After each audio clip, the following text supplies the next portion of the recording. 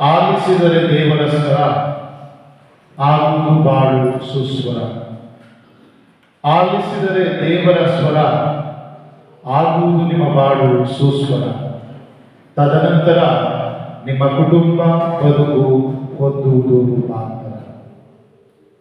ಪ್ರಭು ಕ್ರಿಸ್ತರಲ್ಲಿ ಪ್ರೀತಿಯ ಸಹೋದರ ಸಹೋದರಿಯರೇ, ಇಂದಿನ ವಾಚನ ವಿಶೇಷವಾಗಿ ಶುಭ ಸಂದೇಶ ಪ್ರಭು ಯೇಸು ರೂಪಾಂತರ ಹೊಂದಿದ ಒಂದು ಘಟನೆಯನ್ನು ನಮ್ಮ ಮುಂದೆ ಇಡುತ್ತಾ ಇದೆ. ತಪಸ್ಸು ಕಾಲ, ಪ್ರತಿಯೊಂದು ತಪಸ್ಸು ಕಾಲ ನಮ್ಮ ಬದುಕಿನ ರೂಪಾಂತರವಾದ ಕಾಲವಾಗಿದೆ. ಈ ರೂಪಾಂತರ ಹೊಂದುವುದು ಅಂದ್ರೆ ನಾವು ಇಂದಿನ ಶುಭ ಸಂದೇಶದಲ್ಲಿ ನೋಡಿದ್ದೇವೆ. ಯೇಸು ತನ್ನ ಶಿಷ್ಯರ ಮುಂದೆ ರೂಪಾಂತರ ಹೊಂದಿದರು ಎಂದು ದೇವರ ವಾಕ್ಯ ಹೇಳ್ತಾರೆ. ಅಂದ್ರೆ ಯೇಸು ತಮ್ಮ ಶಿಷ್ಯರಿಗೆ ತಮ್ಮ ದೈವಿಕ ಒಂದು ರೂಪವನ್ನ ತೋರಿಸಿದ ಕ್ಷಣ. ಆ ಶಿಷ್ಯರ ಮುಂದೆ ಯೇಸು ಅಲ್ಲಿಯವರೆಗೆ ಒಬ್ಬ ಮನುಷ್ಯನಂತೆ ಕಾಣಿಸ್ತಾ ಇದೆ. ವಿಶೇಷವಾಗಿ ಮೂವರು, ಪೇತ್ರ, ಯಾಕೋಬ ಮತ್ತು ಯೌವಾನರ ಮುಂದೆ ಯೇಸು ತಮ್ಮ ನಿಜವಾದ ದೈವ ಸ್ವರೂಪವನ್ನ ತೋರಿಸಿದ ಕ್ಷಣವನ್ನ ಯೇಸುವಿನ ರೂಪಾಂತರ ಅಂತ ಹೇಳ್ತಾ ಇದ್ದಾರೆ. ಹೀಗಿರ್ಬೇಕಾದ್ರೆ ಪ್ರಿಯ ಸಹೋದರ ಸಹೋದರಿಯರೇ, ಇಂದಿನ ವಾಚನಗಳು ನಮಗೆ ನಮ್ಮ ಬದುಕು ಇಂದು ರೂಪಾಂತರ ಹೊಂದಬೇಕು. ನಾವೆಲ್ಲರೂ ಮನುಷ್ಯರ ರೂಪದಲ್ಲಿದ್ದೇವೆ, ಆದರೂ ನಮ್ಮಲ್ಲೂ ಒಂದು ದೈವಿಕ ಅಂಶವಿದೆ, ನಮ್ಮಲ್ಲೂ ಒಂದು ಆಧ್ಯಾತ್ಮಿಕ ಅಂಶವಿದೆ. ಅದು ಇಂದು ಈ ಸಮಾಜಕ್ಕೆ ಕಾಣಸಿಗಬೇಕು. ಪ್ರತಿಯೊಬ್ಬರಲ್ಲೂ ಒಳ್ಳೆಯದು ಕೆಟ್ಟದು ಎಂಬ ಗುಣಗಳಿವೆ. ಕೆಟ್ಟದು ಎಂಬುದು ನಮ್ಮ ಮಾನುಷಿಕ ಜೀವನವನ್ನ ರೂಪವನ್ನ ತೋರಿಸುತ್ತದೆ. ಆದರೆ ನಮ್ಮಲ್ಲಿರುವ ಒಳ್ಳೆಯತನ ಇಂದು ನಮ್ಮಲ್ಲಿರುವ ದೈವಿಕ ಅಂಶವನ್ನ ತೋರಿಸುತ್ತದೆ. ಆದ್ರಿಂದ ಇಂದು ನಮ್ಮ ಬದುಕು ರೂಪಾಂತರ ಹೊಂದದೆ, ನಮ್ಮಲ್ಲಿರುವ ಒಳ್ಳೆಯತನ, ನಮ್ಮಲ್ಲಿರುವ ದೈವಿಕ ಗುಣಗಳು ಇಂದು ಎಲ್ಲೆಡೆ ಕಾಣಸಿಗಬೇಕು. ಆದ್ರಿಂದಲೇ ಯೇಸು ಇಂದು ರೂಪಾಂತರ ಹೊಂದಿದಂತೆ ಇಂದು ನನ್ನ ಜೀವನ, ನನ್ನ ಕುಟುಂಬ ರೂಪಾಂತರ ಹೊಂದಲು ಯೇಸು ನಮಗೆ ಕರೆ ಕೊಡುತ್ತಾ ಇದ್ದಾರೆ. ಪ್ರಿಯರೇ, ಇಂದು ರೂಪಾಂತರ ಹೊಂದಬೇಕು ಅಂತ ಹೇಳಿದ್ರೆ ಇಂದು ಯೇಸುವಿನಂತೆ ನಾವಾಗಬೇಕು. ಪ್ರತಿಯೊಂದು ಬಲಿಪೂಜೆಯಲ್ಲಿ ನೀವು ಪರಪ್ರಸಾದವನ್ನು ಸ್ವೀಕರಿಸಿದಾಗ ನಿಮ್ಮ ಬದುಕು ರೂಪಾಂತರ ಹೊಂದಬೇಕು. ಕಾರಣ ಇಷ್ಟೇ, ನಾವು ಶುಭ ಸಂದೇಶಗಳಲ್ಲಿ ಅನೇಕ ಕಡೆ ನೋಡ್ತೇವೆ. ಯಾರಾದರೂ ಹುಟ್ಟು ಕುರುಡನಾಗಿದ್ರೆ ಯೇಸು ಅವರನ್ನು ಮುಟ್ಟಿದ ತಕ್ಷಣ ಅವನಿಗೆ ದೃಷ್ಟಿ ಬರುತ್ತಾರೆ, ರೂಪಾಂತರ ಹೊಂದಿದ. ಅದೇ ರೀತಿ ಒಬ್ಬ ಪಾಪಿಯನ್ನ ಯೇಸು ಮುಟ್ಟಿದರೆ, ಕುಷ್ಠರೋಗದಿಂದ ನರಳುತ್ತಿರುವವರನ್ನ ಯೇಸು ಮುಟ್ಟಿದರೆ ತಕ್ಷಣ ಅವನ ರೋಗವೆಲ್ಲವೂ ನಾಶವಾಗಿ ಅವನು ಸೌಖ್ಯವನ್ನ ಪಡಿತಾ ಇದ್ದ, ರೂಪಾಂತರ ಹೊಂದುತ್ತಾ ಇದ್ದ. ಒಬ್ಬ ಕುಂಟ ಬಂದರೆ ಯೇಸುವಿನ ಬಳಿಗೆ, ಯೇಸು ಅವನನ್ನು ಮುಟ್ಟಿದ ತಕ್ಷಣ ಅವನ ಕುಂಟುತನ ಹೋಗ್ತಾ ಇತ್ತು, ಅವನ ಕಾಲು ಸರಿಯಾಗ್ತಾ ಇತ್ತು, ಕೈ ಸರಿಯಾಗ್ತಾ ಇತ್ತು, ರೂಪಾಂತರ ಹೊಂದುತ್ತಾ ಇತ್ತು. ಪ್ರತಿಯೊಂದು ಬಲಿ ಪೂಜೆಯಲ್ಲಿ ನಾವು ಪರಪ್ರಸಾದವನ್ನ ನಮ್ಮ ನಾಲ್ಗೆಯಿಂದ ಸ್ವೀಕರಿಸ್ತೇವೆ. ಕೇವಲ ನಾಲ್ಗೆಯಿಂದ ಅಲ್ಲ, ಯೇಸು ನಮ್ಮ ಹೃದಯದಲ್ಲಿ ನೆಲೆಸುತ್ತಾರೆ ಅಂತೇಳಿ ನಾವು ವಿಶ್ವಾಸಿಸ್ತೇವೆ. ಎಷ್ಟು ಜನರ ಹೃದಯ ಇದು ರೂಪಾಂತರ ಹೊಂದಿದೆ, ಎಷ್ಟು ಜನರ ಮನಸ್ಸುಗಳು ಇದು ರೂಪಾಂತರ ಹೊಂದಿದೆ, ಎಷ್ಟು ಜನರ ನೋಡುವ ದೃಷ್ಟಿಕೋನ ರೂಪಾಂತರ ಹೊಂದಿದೆ. ಪ್ರತಿಯೊಂದು ಬಲಿಪೂಜೆಯಲ್ಲಿ ಈ ನಮ್ಮ ಮನಸ್ಸು, ನಾವು ನೋಡುವ ದೃಷ್ಟಿಕೋನ, ನಾವು ಆಡುವ ಮಾತು, ನಾವು ಮಾಡುವ ಕೆಲಸ ಕಾರ್ಯಗಳು ರೂಪಾಂತರ ಹೊಂದಲು ಯೇಸು ನಮ್ಮಲ್ಲಿ ಪ್ರತ್ಯೇಕವಾಗಿ ರೂಪಾಂತರ ಹೊಂದಲು ಕರೆ ಕೊಡುತ್ತಾರೆ. ಪ್ರಿಯ ಸಹೋದರ ಸಹೋದರರೇ, ಒಂದು ಕ್ಷಣಗಳ ಯೇಸುವಿನ ಮನಸ್ಥಿತಿ ಹೇಗಿತ್ತು, ಯೇಸು ಯಾವಾಗಲೂ ಏನನ್ನು ಯೋಚಿಸ್ತಾ ಇತ್ತು. ನಾವು ಗೆತ್ಸೆಮನೆ ತೋಪಿನಲ್ಲಿ ಯೇಸು ರಕ್ತದ ಬೆವರನ್ನು ಸುರಿಸುವ ಸಮಯದಲ್ಲಿ ಪ್ರಾರ್ಥನೆ ಮಾಡುತ್ತಾ ಯೇಸು ಹೇಳ್ತಾರೆ, ನನ್ನ ಚಿತ್ತವಲ್ಲ ಸದಾ ನಿಮ್ಮ ಚಿತ್ತದಂತೆ ನನಗಾಗಲಿ ಎಂದು ನುಡಿಯುತ್ತಾರೆ. ಅಂದ್ರೆ ಯೇಸುವಿನ ಯೋಚನೆ ಯಾವಾಗಲೂ ದೇವರ ಚಿತ್ತವನ್ನು ನೆರವೇರಿಸುವುದು. ಮತ್ತೊಂದು ಕಡೆ ಯೇಸು ನಮಗೆ ನುಡಿಯುತ್ತಾರೆ, ದೇವರ ಚಿತ್ತವನ್ನು ನೆರವೇರಿಸುವುದೇ ನನ್ನ ಊಟ, ನನ್ನ ದೇಹಕ್ಕೆ ಶಕ್ತಿ ಎಂದು ನುಡಿಯುತ್ತಾರೆ. ಹೌದು ಪ್ರಿಯ ಸಹೋದರ ಸಹೋದರಿ, ಇಂದು ನಮ್ಮ ಯೋಚನೆಗಳು ಯೇಸುವಿನ ಯೋಚನೆಗಳಂತಾಗಿವೆ. ನಾವು ಮನುಷ್ಯರಾದ ನಮ್ಮ ಯೋಚನೆ ಇಷ್ಟೇ, ದ್ವೇಷಕ್ಕೆ ದ್ವೇಷ, ಮುಯಿಗೆ ಮುಯಿ, ಅಥವಾ ನಮ್ಮ ಜೀವನ ಸ್ವಾರ್ಥದ ಯೋಚನೆ, ಇದು ಮಾನುಷಿಕ ಜೀವನ. ಇಂದು ಯೇಸು ಆ ಒಂದು ಮಾನಸಿಕ ಯೋಚನೆಗಳು ಇದು ದೈವಿಕ ಯೋಚನೆಗಳಾಗಿ ರೂಪಾಂತರ ಹೊಂದಲು ಕರೆ ಕೊಡುತ್ತಾ ಇದ್ದಾರೆ. ನನ್ನ ಯೋಚನೆ ಯಾವಾಗಲೂ ದೇವರ ಚಿತ್ತವನ್ನು ನೆರವೇರಿಸುವುದು, ನನ್ನ ಯೋಚನೆ ಯಾವಾಗಲೂ ನಿಸ್ವಾರ್ಥತೆಯಿಂದ ಇತರರಿಗೆ ನನ್ನ ಕೈಲಾದಷ್ಟು ಎಷ್ಟರ ಮಟ್ಟಿಗೆ ಸಹಾಯವಾಗುತ್ತದೆ ಎಂಬುದು ನೋಡುವುದು. ಯೇಸುವಿನ ದೃಷ್ಟಿಕೋನದಂತೆ ನಮ್ಮ ದೃಷ್ಟಿಕೋನವಾಗಿದೆ. ಯೇಸು ಏನನ್ನೇ ನೋಡಿದ್ರು ಯಾರೆಲ್ಲಾದ್ರೂ ದೌರ್ಬಲ್ಯತೆ ಇದ್ರೆ ಅದನ್ನು ಸರಿಪಡಿಸಲು ಮುಂದಾಗುತ್ತಾರೆ. ಯಾರೋ ಒಬ್ಬ ಅಲ್ಲಿ ಪಾಪ ಜೀವನವನ್ನ ಜೀವಿಸ್ತಾ ಇದ್ರೆ ಯೇಸು ಅದನ್ನು ನೋಡಿ ಸುಮ್ಮನೆ ಇರ್ತಾ ಇರಲಿಲ್ಲ. ಅವನನ್ನ ಬದಲಾಯಿಸಲು ಏನೇನು ಮಾಡಬೇಕು ಎಲ್ಲ ಪ್ರಯತ್ನವನ್ನ ಮಾಡ್ತಾರೆ. ಯೇಸು ನೋಡುತ್ತಾ ಇರುವುದು ಅವರ ಕರುಣೆಯಿಂದ ನೋಡ್ತಾ ಇದ್ದಾರೆ, ಅವರು ದಯೆಯಿಂದ ನೋಡ್ತಾ ಇದ್ದಾರೆ. ಆದ್ರಿಂದ ಬೇರೆ ನಾವು ನೋಡ್ತೇವೆ, ಯೇಸು ಒಮ್ಮೆ ಪ್ರಬೋಧನೆಯನ್ನು ಮಾಡ್ತಾ ಇರ್ಬೇಕಾದ್ರೆ ಜನರು ಅವರ ಮುಂದೆ ಕೂತಿದ್ದವರು 5-6 ದಿನದಿಂದ ಅವರ ಜೊತೆ ಇದ್ದರು. ಯೇಸುವಿನ ದೃಷ್ಟಿ ಏನಾಗಿತ್ತು, ಅವರು ಹಸಿದಿದ್ದರು. ಅವರು ಕುರುಬನಿಲ್ಲದ ಒಂದು ಕುರಿಗಳಂತೆ ಜೀವಿಸ್ತಾ ಇದ್ರು. ಆದ್ರೆ ದೇವರ ವಾಕ್ಯ ಹೇಳ್ತದೆ, ಅವರು ಕರುಣೆಯಿಂದ ಮರುಕದಿಂದ ಅವರ ಹೃದಯ ಕರುಣೆಯಿಂದ ತುಂಬಿ ಬಂದಿತ್ತು. ಅದು ಯೇಸುವಿನ ದೃಷ್ಟಿಕೋನ.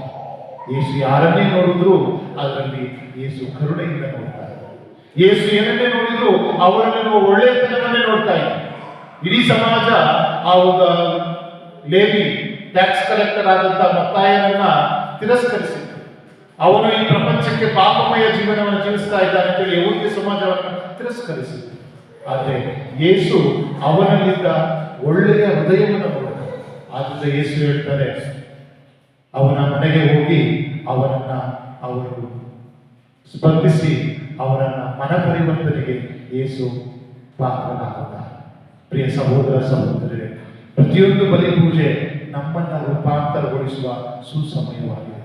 ನಾನು ಪರಪ್ರಸಾದವನ್ನು ಸ್ವೀಕರಿಸಿದಾಗ ಅದು ನನ್ನ ಇಡೀ ದೇಹವನ್ನು ಮುಟ್ಟುತ್ತದೆ, ಇಡೀ ದೇಹವನ್ನು ಸ್ಪರ್ಶಿಸುತ್ತದೆ.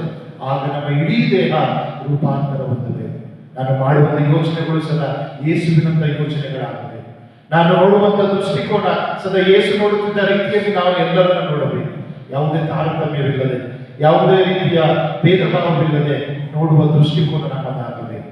ಯೇಸುವಿನ ಮಾತುಗಳು ಸದಾ ಪ್ರೀತಿಯ ಮಾತುಗಳು, ದುಃಖದಲ್ಲಿರುವವರಿಗೆ ಸಾಂತ್ವನ ಕೊಡುವ ಮಾತುಗಳು, ಯಾರನ್ನು ನೊಂದಿದ್ದರೆ ಅವರಿಗೆ ಸಾಂತ್ವನ ಕೊಡುವ ಮಾತುಗಳು ಪ್ರಭು ಯೇಸುವಿನ ಮಾತುಗಳಾಗಿವೆ. ಅದೇ ರೀತಿ ನಮ್ಮ ಜೀವನದಲ್ಲಿ ನಾವು ಮಾಡುವ ಪ್ರತಿಯೊಂದು ಕೆಲಸ ಯೇಸುವಿನ ಕಾರ್ಯಗಳಂತೆ ಕ್ಷಮಿಸುವ ಕೆಲಸವಾಗಿದೆ, ಪ್ರೀತಿಯನ್ನು ಕೊಡುವ ಕೆಲಸವಾಗಿದೆ. ಆಗ ನಮ್ಮ ಬದುಕು ರೂಪಾಂತರವಾಗುತ್ತದೆ. ಆಗ ನನ್ನನ್ನು ನೋಡುವ ಪ್ರತಿಯೊಬ್ಬನು ನನ್ನಲ್ಲಿ ನಿಜವಾಗಿಯೂ ಯೇಸುವನ್ನೇ ಅವನು ಅನುಭವಿಸುತ್ತಾನೆ. ಇದಕ್ಕೆ ಒಂದು ಉದಾಹರಣೆ ಕೊಡುವುದಾದರೆ ಮದರ್ ತೆರೆಸರವರ ಜೀವನದಲ್ಲಿ ನಡೆದಂತಹ ಘಟನೆ, ನೈಜ ಘಟನೆ.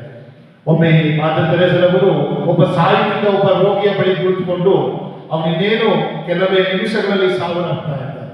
ಅಂತ ಸ್ಥಿತಿಯಲ್ಲಿ ಅವನ ಪಕ್ಕದಲ್ಲಿ ಕುಳಿತು ಅವನ ತಲೆಯನ್ನು ಸವರುತ್ತಾ ಸಾಂತ್ವನ ನುಡಿತಾ ಇರ್ತಾನೆ. ಆಗ ಆ ರೋಗಿಯೊಬ್ಬ ಹಿಂದೂ ವ್ಯಕ್ತಿಯಾಗಿರ್ತಾನೆ. ಅವನು ಹೇಳ್ತಾನೆ, ಮದರ್ ತೆರೆಸರವರೇ, ನಾನು ಯೇಸುವನ್ನು ಯಾವತ್ತೂ ನೋಡಿಲ್ಲ. ನೀವು ಯೇಸುವಿನ ಹೆಸರನ್ನು ಹೇಳಿದ್ದೀರ, ಅದನ್ನು ನಾನು ಕೇಳಿದ್ದೇನೆ. ಆದರೆ ನಿಮ್ಮಲ್ಲಿ ನಾನು ನಿಜವಾಗಿಯೂ ಯೇಸು ಹೀಗಿರಬೇಕೆಂದು ನಾನು ನೋಡಿದ್ದೇನೆ. ನೀವು ಮಾತನಾಡುವ ರೀತಿ, ನೀವು ನನ್ನನ್ನು ಶುಶ್ರೂಷೆ ಮಾಡುವ ರೀತಿ, ನನ್ನ ಸೇವೆ ಮಾಡುವ ರೀತಿಯನ್ನು ನೋಡಿ ಯೇಸು ಇದೇ ರೀತಿ ಅವರು ಜೀವಿಸಿದ್ದಾಗ ಮಾಡಿರಬಹುದು ಅಂತೇಳಿ ನಾನು ಅವರ ಅನುಭವವನ್ನು ಪಡೆದಿದ್ದೇನೆ ಎಂದು ಹೇಳ್ತಾರೆ. ಹೌದು ಪ್ರೀತಿಯ ಸಹೋದರ ಸಹೋದರಿ, ನಿಜವಾಗಿಯೂ ನಾವು ಒಂದು ತಪಸ್ಸು ಕಾಲದಲ್ಲಿ ಇರಬೇಕಾದ್ರೆ ರೂಪಾಂತರ ಹೊಂದೋಣ. ನನ್ನ ಬದುಕಿನ ಜೀವನ ಶೈಲಿ ಮತ್ತೊಬ್ಬನಿಗೆ ಯೇಸುವಿನ ಪರಿಚಯ ನನ್ನಿಂದಾಗಬೇಕು. ನಾನು ಮಾಡುವ ಪ್ರತಿಯೊಂದು ಸಣ್ಣ ಪುಟ್ಟ ಕೆಲಸಗಳಲ್ಲಿ ಯೇಸುವಿನಲ್ಲಿದ್ದಂತಹ ಪ್ರೀತಿ, ಯೇಸುವಿನಲ್ಲಿದ್ದಂತಹ ಕರುಣೆ ಇತರರು ಅದನ್ನ ಅನುಭವಿಸುವಂತಾಗಬೇಕು. ಅದುವೇ ಆಗಿದೆ ನಿಜವಾದ ರೂಪಾಂತರ. ಇದು ಆ ರೂಪಾಂತರ ಹೊಂದಲು ಯೇಸು ನಮಗೆ ಕರೆ ಕೊಡುವಾಗ ಇದು 3 ಅಂಶಗಳನ್ನು ನಮ್ಮಲ್ಲಿ ಅವಲೋಕಿಸುವುದು. ಮೊದಲನೇದಾಗಿ ಇಂದಿನ ಮೊದಲನೇ ವಾಚನದಲ್ಲಿ ನಾವು ನೋಡ್ತಾ ಇದ್ದೇವೆ, ಅಬ್ರಹಾಮನನ್ನ ದೇವರು ಕರೆಯುತ್ತಾ ಹೇಳ್ತಾರೆ, ನಿನ್ನ ಊಟವನ್ನ ಬಿಡು, ನಿನ್ನ ಕುಟುಂಬವನ್ನ ಬಿಡು, ನಿನ್ನ ನೆಂಟರಿಷ್ಟರನ್ನ ಬಿಟ್ಟು ನಾನು ತೋರಿಸುವ ಊರಿಗೆ. ಆ ಸಮಯದಲ್ಲಿ ಯಾವುದೇ ವಾಹನಗಳಿರಲಿಲ್ಲ, ಯಾವುದೇ GPS ಮ್ಯಾಪ್ಗಳಿರಲಿಲ್ಲ. ಅವರು ಸುಮ್ಮನೆ ದೇವರು ಕನಸಿನಲ್ಲಿ ಕಾಣಿಸಿಕೊಂಡು ಹೇಳಿದ್ರು ಅಷ್ಟೇ, ನೀನು ಅಲ್ಲಿಗೆ ಹೋಗು. ಅವನು ಎಲ್ಲವನ್ನ ಬಿಟ್ಟ. ಯಾವುದೇ ಗ್ಯಾರಂಟಿ ಇರಲಿಲ್ಲ. ಏನು ಕನಸಿನಲ್ಲಿ ದೇವರು ಹೇಳಿದಾಗ ಅದನ್ನು ನಿಜವಾಗುತ್ತದೋ ಇಲ್ವೋ ಗೊತ್ತಿಲ್ಲ. ಅವನು ಎಷ್ಟೋ ವರ್ಷಗಳು ತಿರುಗಾಡುತ್ತಾ ಹೋಗ್ತಾನೆ. ನಾವು ಆ ಆದಿಕಾಂಡದಲ್ಲಿ 12ನೇ ಅಧ್ಯಾಯದಿಂದ ನೋಡಿದ್ರೆ 12ರಿಂದ 30ನೇ ಅಧ್ಯಾಯ 15 ಅಧ್ಯಾಯಗಳು ಅವನ ಜೀವನವನ್ನೇ ಸಾಗಿಸುವ ಜೀವನವನ್ನು ನೋಡ್ತೇವೆ. ಕಷ್ಟ ನೋವುಗಳಿರ್ತದೆ. ಆ ಸಮಯದಲ್ಲಿ ಅವನ ವಿಶ್ವಾಸವನ್ನು ಕಳೆದುಕೊಳ್ಳಲಿಲ್ಲ. ಇಂದು ನನ್ನಲ್ಲಿ ವಿಶ್ವಾಸವಿದೆ, ನಿಮ್ಮೆಲ್ಲರಲ್ಲೂ ವಿಶ್ವಾಸವಿದೆ. ಆದರೆ ಅಬ್ರಹಾಮನಂತ ವಿಶ್ವಾಸ ನಮ್ಮಲ್ಲಿಲ್ಲ. ಯಾಕೆಂತ ಹೇಳಿದ್ರೆ ಪ್ರಿಯರೇ, ಪ್ರತಿಯೊಬ್ಬ ಬದುಕಿನಲ್ಲೂ ಕಷ್ಟಗಳಿರ್ತದೆ, ನೋವುಗಳಿರ್ತದೆ, ಸಮಸ್ಯೆಗಳಿರ್ತದೆ. ಆ ಸಮಸ್ಯೆಗಳು, ನೋವುಗಳು ಬಂದಾಗ ದೇವರು ನನ್ನನ್ನು ಕೈ ಬಿಡುವುದಿಲ್ಲ, ದೇವರು ನನ್ನ ಕುಟುಂಬವನ್ನು ಮುನ್ನಡೆಸುತ್ತಾರೆ ಎಂಬ ವಿಶ್ವಾಸ ಯಾರು ವ್ಯಕ್ತಪಡಿಸುತ್ತಾರೋ ಅವರು ಮಾತ್ರ ನಿಜವಾಗಿ ಹೇಳಬೇಕು, ಅಬ್ರಹಾಮನಂತೆ ಅವರಲ್ಲಿ ವಿಶ್ವಾಸವಿದೆ ಅಂತ ಹೇಳಿ. ಆದರೆ ನಮ್ಮನ್ನೇ ಅವಲಂಬಿಸುವವರು. ಇಂದು ನಾನು ರೂಪಾಂತರ ಹೊಂದಬೇಕಾದ್ರೆ ಆ ವಿಶ್ವಾಸ ಒಂದೇ ನಮಗೆ ಇರುವ ಮುಖ್ಯ ದಾರಿ. ಇಂದು ನಮ್ಮಲ್ಲಿ ನಾವು ನೋಡ್ತೇವೆ, ಕಷ್ಟಗಳು ಬಂದಾಗ, ಏನೋ ಮನಸ್ತಾಪಗಳು ಬಂದಾಗ ನಾವು ಇತರರನ್ನು ಕ್ಷಮಿಸಲು ಮುಂದಾಗುತ್ತೇವೆ, ಅಥವಾ ಏನೋ ನಷ್ಟಗಳು ಸಂಭವಿಸಿದಾಗ ದೇವರ ಮೇಲಿನ ನಂಬಿಕೆ ನಮ್ಮಲ್ಲಿ ಕೊಂಚವಾದರೂ ಕಡಿಮೆಯಾಗುತ್ತದೋ. ಒಂದು ವೇಳೆ ನಾವು ನೋಡ್ತೇವೆ, ಕಷ್ಟಗಳ ಮೇಲೆ ಕಷ್ಟಗಳು ಬಂದಾಗ, ನೋವುಗಳು ಬಂದಾಗ ಏನೋ ಒಂದು ರೀತಿ ಪ್ರಾರ್ಥನೆ ಮಾಡೋದಕ್ಕೆ ಮನಸ್ಸಾಗ್ತಾ ಇಲ್ಲ ಫಾದರ್ ಅಂತ ಎಷ್ಟೋ ಜನ ಹೇಳ್ತಾರೆ. ಆದರೆ ಆಗ ನಾವು ಹೇಳಬೇಕು, ನನ್ನಲ್ಲಿ ಇನ್ನೂ ವಿಶ್ವಾಸ ಗಟ್ಟಿಯಾಗಿಲ್ಲ. ಯಾವಾಗ ಕಷ್ಟಗಳು, ನೋವುಗಳು ಬರ್ತದೋ ಆಗ ನಾನು ನಿಮಗೆ ಆಕ್ಚುಲಿ ಹೇಳ್ಬೇಕಾಗಿದ್ದು, ದೇವರು ನನ್ನ ಜೊತೆ ಇದ್ದಾರೆ, ದೇವರು ನನ್ನನ್ನು ನಡೆಸ್ತಾರೆ. ಅಬ್ರಹಾಮ ಹೇಳಿದ್ದು ಅದೇ. ತನ್ನ 3ನೇ ವರ್ಷದಲ್ಲಿ ಅವನು ಒಂದು ಮಗನನ್ನು ಪಡಿತಾನೆ. ಆದ್ರೆ ದೇವರು ಹೇಳ್ತಾರೆ, ಅವನನ್ನು ಹೋಗಿ ಬಲಿ ಕೊಡು. ಆ ಕ್ಷಣದಲ್ಲಿ ಅಬ್ರಹಾಮನಲ್ಲಿ ಏನೆಲ್ಲ ಯೋಚನೆಗಳು ಬಂದಿರಬಹುದು. ಒಂದು ವೇಳೆ ಅಬ್ರಹಾಮನ ಸ್ಥಾನದಲ್ಲಿ ನಮ್ಮನ್ನಿಟ್ಟು ನೋಡೋಣ. ನಿಮಗೆ ಏಕೈಕ ಪುತ್ರ, ಅದು 100ನೇ ವರ್ಷದಲ್ಲಿ ಆಗಿರ್ತಾನೆ. ಆ ಸಮಯದಲ್ಲಿ ಅವರು ಹೇಳ್ತಾರೆ, ನೀನು ನಿನ್ನ ಮಗನನ್ನ ಬಲಿ ಕೊಡು.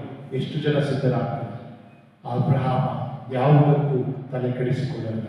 ದೇವರು ನನ್ನನ್ನು ಕೈ ಬಿಡುವುದಿಲ್ಲ ಅಂತ ಹೇಳಿ ಅವರನ್ನು ಬಲಿ ಕೊಡಲು ಮುಂದಾಗ್ತಾನೆ. ಅಂತ ಗಾಢವಾದ ವಿಶ್ವಾಸ ಇದು ನಮ್ಮಲ್ಲಿ. ಆ ವಿಶ್ವಾಸದಿಂದ ಮಾತ್ರ ನನ್ನ ಬದುಕು ಬದಲಾಗಲು ಸಾಧ್ಯ. ನಾನು ಯೋಚಿಸುವ ರೀತಿ ಯೇಸುವಿನ ಯೋಚನೆ ಅಂತ ಆಗಲು ಸಾಧ್ಯ. ಆದ್ದರಿಂದ ಪ್ರಿಯರೇ, ಮೊದಲನೇದಾಗಿದ್ದು ನಮ್ಮ ವಿಶ್ವಾಸವನ್ನು ಪರೀಕ್ಷಿಸಿ ನೋಡೋಣ. ಇನ್ನು 2ನೇದಾಗಿ, ಇದನ್ನ 1ನೇ ವರ್ಷದಲ್ಲಿ ಅಬ್ರಹಾಮನಿಗೆ ದೇವರು ಹೇಳ್ತಾರೆ, ನೀನು ನಾನು ಹೇಳಿದ ಹಾಗೆ ಮಾಡಿದರೆ ನಿನ್ನನ್ನ ಇಡೀ ವಿಶ್ವಕ್ಕೆ ಆಶೀರ್ವಾದವಾಗಿ ಪರಿವರ್ತಿಸ್ತೇನೆ. ಇದು ನಮ್ಮ ಬದುಕು ಇತರರಿಗೆ ಆದರ್ಶವಾಗಿದೆಯೋ, ಆಶೀರ್ವಾದವಾಗಿದೆಯೋ, ಶಾಪವಾಗಿದೆಯೋ? ಅನೇಕ ಬಾರಿ ನಮ್ಮ ಸುತ್ತಮುತ್ತಲಿನ ಜನರು ನಮ್ಮನ್ನು ನೋಡಿ, ನಮ್ಮ ಜೀವನ ಶೈಲಿಯನ್ನು ನೋಡಿ ಏನಂತ ಅಂದುಕೊಳ್ಳುತ್ತಾ ಇದ್ದಾರೆ, ಇವರು ನಿಜವಾಗಿಯೂ ನನ್ನ ಬದುಕಿಗೆ ಒಂದು ಆಶೀರ್ವಾದವಾಗಿದ್ದಾರೆ ಅಂತ ಹೇಳ್ತಾ ಇದ್ದಾರೆ. ನಾವು ಯಾವಾಗ ಕರುಣೆಯನ್ನು ತೋರಿಸ್ತಾ ಇರ್ತೇವೆ, ಯಾವಾಗ ಇತರರ ಕಷ್ಟಗಳಿಗೆ ಸ್ಪಂದಿಸುವ ಹೃದಯ ನಮ್ಮದಾಗ್ತಾ ಇರ್ತದೆ, ಆಗ ನಿಜವಾಗಿಯೂ ಆ ವ್ಯಕ್ತಿ ಹೇಳ್ತಾನೆ, is A blessing for my life, is A blessing for my family. ನಾವು ಯಾವಾಗ ಅಂತ ಒಂದು ಬದುಕನ್ನು ಜೀವಿಸ್ತೇವೋ ಆಗ ನಾವು ನಿಜವಾಗಿ ಹೇಳ್ಬೋದು, ನನ್ನ ಬದುಕು ರೂಪಾಂತರ ಹೊಂದಿದೆ, ನನ್ನ ಕುಟುಂಬ ರೂಪಾಂತರ ಹೊಂದಿದೆ. ಆದ್ದರಿಂದ ಬೇರೆ ಆದರ್ಶಮಯ ಬದುಕನ್ನು ನಾವು ಜೀವಿಸಲು ಪ್ರಯತ್ನಿಸೋಣ. ಇನ್ನು 3ನೇದಾಗಿ, ಇಂದಿನ ಶುಭ ಸಂದೇಶದಲ್ಲಿ ನಾವು ಆಲಿಸಿದೆವು, ಯೇಸು ಪ್ರಾರ್ಥನೆ ಮಾಡುವಾಗ ಅವರ ಮುಖಚರ್ಯೆ ಬದಲಾಯಿತು. ಅವರ ಮುಖ ಸೂರ್ಯನಂತೆ ಪ್ರಕಾಶಿಸಿತು, ಅವರ ಉಡುಪು ಬೆಳಕಿನಂತೆ ಪ್ರಜ್ವಲಿಸಿತು ಎಂದು ದೇವರ ವಾಕ್ಯ ಬರೆಯುತ್ತಾರೆ. ಯಾವ ವ್ಯಕ್ತಿ ಹೆಚ್ಚು ಸಮಯವನ್ನ ಪ್ರಾರ್ಥನೆಯಲ್ಲಿ ಕಳೆಯುತ್ತಾನೋ, ಯಾವ ವ್ಯಕ್ತಿ ತನ್ನ ಕುಟುಂಬದಲ್ಲಿ ಹೆಚ್ಚು ಪ್ರಾಮುಖ್ಯತೆಯನ್ನು ಪ್ರಾರ್ಥನೆಗೆ ಕೊಡ್ತಾನೋ ಅವರ ಕುಟುಂಬ ಬದಲಾಗುತ್ತದೆ. ಯೇಸುವಿನ ಪ್ರಾರ್ಥನೆಯ ಸಮಯದಲ್ಲಿ ಅವರ ದೈವ ಸ್ವಭಾವ, ದೇಹ ಮಾನವ ಸ್ವಭಾವದಲ್ಲಿ, ಆದರೆ ಅದು ದೈವಿಕ ಅಂಶದಿಂದ ತುಂಬಲ್ಪಡುತ್ತದೆ. ಮಾತೆ ಮರಿಯಮ್ಮನವರು ಪ್ರಾರ್ಥನೆ ಮಾಡುವಾಗ ದೇವದೂತ ಕನಸಿನಲ್ಲಿ ಕಾಣಿಸಿಕೊಂಡು ಅವನಿಗೆ ಮಂಗಳ ವಾರ್ತೆಯನ್ನು ಕೊಟ್ಟು, ನೀನು ದೇವರ ತಾಯಿ ಆಗುತ್ತಾ ಇರುವಂತಹ ವರದಾನವನ್ನು ಕೊಟ್ಟರು. ಯಾವಾಗಲೂ ಅಷ್ಟೇ, ನಾವು ಪ್ರಾರ್ಥನೆಯನ್ನ ಮಾಡುತ್ತಾ ಇದ್ದಾಗ ಮಾತ್ರ ನನ್ನಲ್ಲಿರುವ ದುರ್ಗುಣಗಳನ್ನು ಕಿತ್ತೆಸೆಯಲು ಸಾಧ್ಯ. ನಾನು ಪ್ರಾರ್ಥನೆ ಮಾಡುವಾಗ ಮಾತ್ರ ನಾನು ಯೋಚಿಸುವ ರೀತಿ ಸದಾ ಯೇಸುವಿನಂತೆ ಪ್ರೀತಿಯ ಯೋಚನೆಗಳಾಗ್ತದೆ, ಕ್ಷಮಿಸುವ ಯೋಚನೆಗಳಾಗ್ತದೆ, ಕರುಣೆ ತೋರುವ ಯೋಚನೆಗಳಾಗ್ತದೆ. ಒಂದು ವೇಳೆ ನಾವು ಪ್ರಾರ್ಥನೆಯನ್ನೇ ಮಾಡದೆ ನಾನು ಬದಲಾಗಬೇಕು ಅಂದ್ರೆ ಬದಲಾವಣೆ ಯಾವತ್ತೂ ಸಾಧ್ಯವಿಲ್ಲ. ನಾನು ಪ್ರಾರ್ಥನೆ ಮಾಡದೆ, ನಾನು ಹೆಚ್ಚು ಸಮಯವನ್ನು ದೇವರಿಗೆ ನನ್ನ ಬದುಕಿನಲ್ಲಿ ಕೊಡದೆ, ನನಗೆ ಶಾಂತಿ ಬೇಕು ಅಂದ್ರೆ ಶಾಂತಿ ನೆಲೆಸಲು ಸಾಧ್ಯವಿಲ್ಲ. ನಾನು ಎಲ್ಲರನ್ನ ಪ್ರೀತಿಯಿಂದ ಕ್ಷಮಿಸುತ್ತಾ ನಾವು ಮುಂದೆ ಜೀವನವನ್ನು ಜೀವಿಸಿದಾಗ ಮಾತ್ರ ನಾನು ನಿಜವಾಗಿಯೂ ಒಬ್ಬ ಯೇಸುವಿನ ಹಿಂಬಾಲಕ ಅಂತ ಹೇಳೋದಕ್ಕೆ ಸಾಧ್ಯ. ಆದ್ದರಿಂದ ಪ್ರಿಯ ಸಹೋದರ ಸಹೋದರರೇ, ಇಂದಿನ ವಾಚನದಲ್ಲಿ ದೇವರೇ ಹೇಳ್ತಾ ಇದ್ದಾರೆ, ಇವನ ಮಾತಿಗೆ ಕಿವಿಗೊಡಿ. ಮಾತೆ ಮರಿಯಮ್ಮ ಆ ಕಾನ ಊರಿನ ಸಂದರ್ಭದಲ್ಲೂ ಸಹ ಆ ಸೈನಿಕರಿಗೆ ಹೇಳಿದಿಷ್ಟೇ, ನನ್ನ ಮಗನು ಹೇಳಿದಂತೆ ಮಾಡಿ. ಇಂದು ಅದೇ ರೀತಿ ದೇವರು ನಮಗೆ ನುಡಿತಾ ಇದ್ದಾನೆ, ದೇವರ ವಾಕ್ಯಕ್ಕೆ ಕಿವಿಗೊಡಿ. ನಾವು ಪ್ರತಿದಿನ ಬೈಬಲನ್ನು ಓದುವಾಗ ದೇವರು ನಮ್ಮ ಜೊತೆ ಮಾತಾಡ್ತಾರೆ. ನಾವು ಪ್ರತಿಯೊಂದು ಬಾರಿ ಪ್ರಬೋಧನೆಗಳನ್ನು ಕೇಳುವಾಗ ದೇವರು ನಮ್ಮ ಜೊತೆ ಮಾತಾಡ್ತಾ ಇದ್ದಾರೆ. ಇದು ದೇವರು ಪ್ರತ್ಯಕ್ಷವಾಗಿ ನಿಮ್ಮ ಬಳಿಗೆ ಬರೋದಿಲ್ಲ, ಇತರರ ಮೂಲಕ ನಿಮ್ಮ ಜೊತೆ ಮಾತನಾಡುತ್ತಾರೆ. ಆಗ ದೇವರ ಸ್ವರವನ್ನ ನೀವು ಅರಿತುಕೊಳ್ಳಬೇಕು. ಆ ದೇವರ ಸ್ವರವನ್ನು ಅರಿತುಕೊಂಡಾಗ ಮಾತ್ರ ನಮ್ಮ ಬದುಕು ಬದಲಾವಣೆಯ ಕಡೆ ಮುಖ ಮಾಡಲು ಸಾಧ್ಯ. ಆದ್ದರಿಂದ ನಾನು ಪ್ರಾರಂಭದಲ್ಲಿ ಹೇಳಿಸಿದೆ, ಆಲಿಸಿದರೆ ದೇವರ ಸ್ವರ ಆಗುವುದಿನ ಬಾಳು ಸುಸುರ. ತದನಂತರ ನಿನ್ನ ಕುಟುಂಬ ನಿನ್ನ ಬದುಕು ಹೊಂದುವುದು ರೂಪಾಂತರ. ಆದ್ದರಿಂದ ಬೇರೆ ದೇವರ ವಾಕ್ಯಕ್ಕೆ ನನ್ನ ಕುಟುಂಬದಲ್ಲಿ ನನ್ನಲ್ಲಿ ಹೆಚ್ಚು ಪ್ರಾಮುಖ್ಯತೆ ಕೊಡೋಣ. ನಮ್ಮ ಮಕ್ಕಳಿಗೆ ಬೈಬಲ್ ಶ್ರೀಗ್ರಂಥವನ್ನು ಓದಿಸಲು ಪ್ರಯತ್ನಿಸೋಣ. ಯಾವ ವಾಕ್ಯ ಯಾವ ವ್ಯಕ್ತಿಗೆ ಹೃದಯವನ್ನು ಸ್ಪರ್ಶಿಸಲು ಹೇಳಕ್ಕಾಗೋದಿಲ್ಲ. ನಾವು ಅನೇಕ ಕಡೆ ರಿಟ್ರೀಟ್ಗಳಲ್ಲಿ ಕೆಲವರು ಬಂದು ಸಾಕ್ಷಿ ಕೊಡ್ತಾ ಇರ್ತಾರೆ, ನನಗೆ ಈ ವಾಕ್ಯ ನನ್ನ ಹೃದಯವನ್ನು ಸ್ಪರ್ಶಿಸಿತು, ನನ್ನೆಲ್ಲ ಹಳೆತನವನ್ನು ಬಿಟ್ಟು ನಾನು ಬದಲಾದೆ ಅಂತ ಎಷ್ಟೋ ಜನ ಬಂದು ಆ ಸಾಕ್ಷಿಯನ್ನು ಕೊಡ್ತಾ ಇರ್ತಾರೆ.